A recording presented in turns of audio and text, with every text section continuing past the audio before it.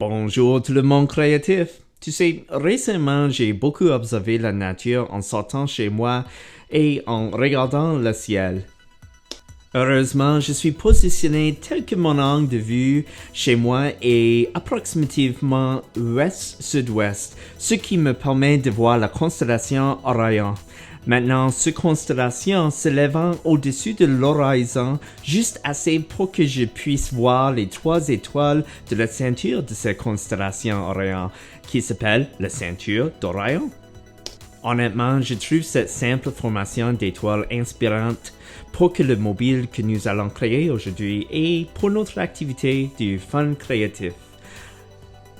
Puis, je réfléchissais à ma conception. J'étais vraiment fasciné par toutes les composantes de cette création des étoiles. Et si ma perception de la Terre n'est qu'une des perspectives parmi une infinité des différentes perspectives et du nombre infini des mobiles et les designs des mobiles. Wow! Plusieurs étoiles, plusieurs designs des mobiles.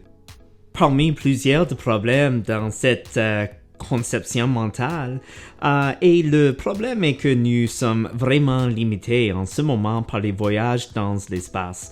Comment pouvons-nous nous positionner de telle sorte que nous puissions voir une nouvelle formation de la ceinture d'Orion afin de créer une nouvelle mobile et une nouvelle même perspective d'une mobile?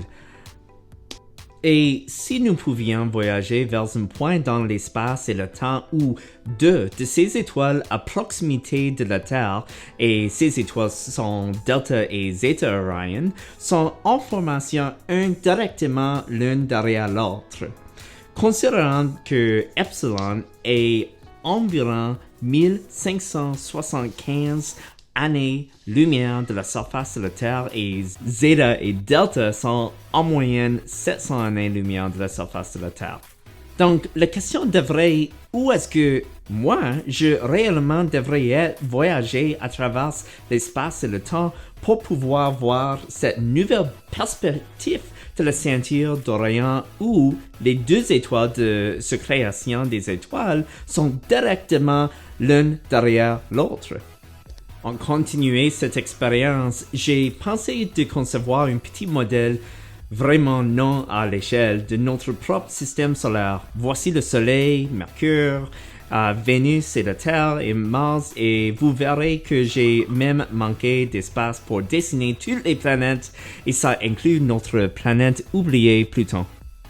Même si cette illustration de notre système solaire n'est pas à l'échelle de tout, elle nous aidera de comprendre combien loin se trouvent différents points de référence de ce système d'étoiles d'Orion dont nous parlons. Par exemple, saviez-vous que la distance entre le Soleil et notre planète oubliée Pluton est de 4,8 milliards de kilomètres? Maintenant, nous avons parlé de quelque chose qui s'appelle l'année-lumière et la distance entre la Terre et les deux étoiles de la ceinture d'Orion qui nous intéressent, Zeta et Delta, est de 700 années-lumière. Donc tout ça pris ensemble, ça signifie que vous devez voyager à la vitesse de la lumière pendant 700 ans pour être à proximité du système stellaire afin de comprendre cette nouvelle perspective pour notre design de mobile d'étoiles. La réalité de perception est particulièrement difficile lorsque nous parlons de distances qui sont tellement longues. Par exemple, si un carré de cette feuille quadrillée a une valeur de 4,8 milliards d'années-lumière, juste un carré. Il faudrait d'avoir en fait 78 de ces feuilles quadrillées alignées côte à côte pour même commencer d'avoir une illustration du système solaire proportionnelle sur ces papiers quadrillés. Ok, maintenant, disons que le voyage dans l'espace vers le système stellaire de cette nouvelle perspective de ceinture d'Orion est même possible. Et puis, nous sommes maintenant arrivés aux positions où les étoiles s'installaient en former une nouvelle mobile. Lorsque le voyage d'espace est maintenant réel, on devrait avoir un garage intergalactique. Et disons que cet incroyable garage est occupé par 4 vaisseaux spatials, dont 2 fictifs et 2 vraiment réels. Vous verrez ici que 2 vrais vaisseaux ne voyagent qu'une vitesse de 40 000 km par heure. Je dis seulement, mais c'est quand même très rapide, mais rien comparé à vaisseaux fictifs que l'on voit en dessus. Par exemple, Warp Factor 9.9 dans l'émission de Star Trek The Next Generation, the Enterprise D, ça c'est vraiment rapide. Et si vous croyez que Han Solo a dit être vrai que le Millennium Falcon a une vitesse de 25 années-lumière par jour, wow, ça est rapide aussi. Ce qui est formidable d'être un créateur est que vous pouvez vous lancer dans ces expériences de pensée même si elles sont hypothétiques. L'idée d'un voyage dans l'espace à travers un système stellaire à 700 années-lumière de distance est bien hypothétique.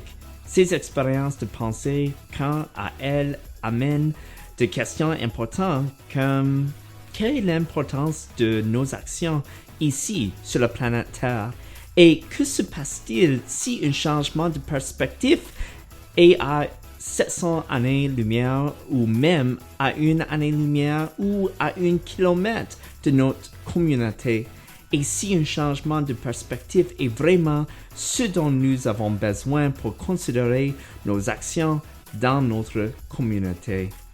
Bonne nuit et j'espère que vous soyez créatifs comme toujours.